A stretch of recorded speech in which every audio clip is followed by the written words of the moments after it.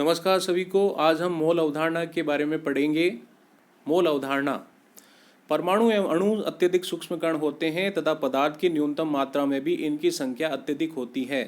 इस वृहद संख्या को व्यक्त करने के लिए मोल मात्रक का उपयोग किया जाता है, जिसका सर्वप्रथम उपयोग विल्हेम ओस्टवाल्ड नामक वैज्ञानिक ने 1894 में किया था। सर्वप्रथम हम मोल संख्या n को ज्ञात करने के सूत्र के बारे में देखते हैं। स्मॉल n बराबर स्मॉल m बटा कैपिटल M, जहाँ स्मॉल m पदार्थ का द्रव्यमान ग्राम में और कैपिटल M पदार्थ का अणुभार है। ठीक इसी प्रकार स्मॉल n बराबर कैपिटल N बटा कैपिटल Na, जहाँ कैपिटल N पदार्थ के कणों की संख्या है और कैपिटल Na अवोगाद्रो संख्या है।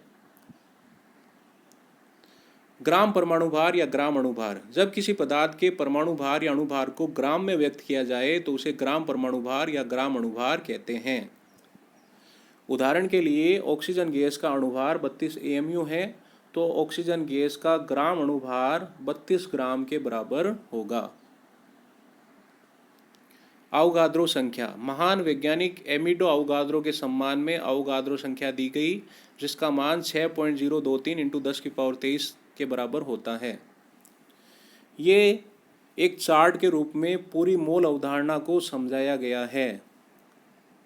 इसमें एक मोल ऑक्सीजन परमाणुओं में परमाणुओं की संख्या 6.023 × 10⁻23 परमाणु होते हैं।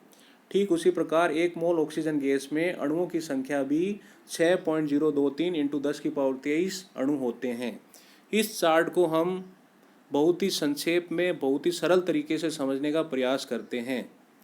मोल अवधारणा। NTP यानी सामान्य ताप तथा दाब पर पदार्थ के एक मोल में कणों की संख्या अवोगाद्रो संख्या के बराबर होती है, जिसका मान होता है 6.023 × 10⁻23।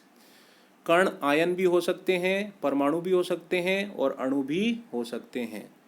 ठीक इसी प्रकार पदार्थ के एक मोल का NTP पर द्रव्यमान पदार्थ के ग्राम परमाणु भार या ग्राम अणुभार के बराबर होता है। ठीक इसी प्रकार पदार्थ के एक मोल का NTP पर आयतन 22.4 लीटर के बराबर होता है। इस एक पंक्ति के माध्यम से हम मोल अवधारणा को अच्छे से समझ भी सकते हैं और अच्छे से याद भी कर सकते हैं। मोल अवधारणा को और अधिक तरीके से समझने के लिए हम एक उदाहरण लेते हैं। प्रश्न है, 88 ग्राम कार्बन डाइऑक्साइड गैस का NTP पर आयतन तथा अणुओं की संख्या ज्ञात कीजिए।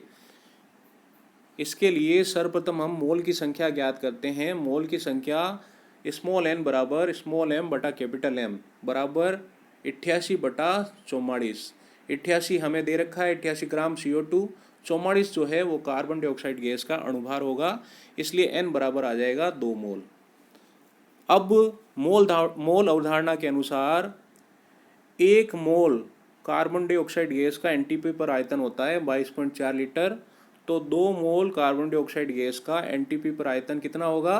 2 × 22.4 बराबर 44.8 लीटर।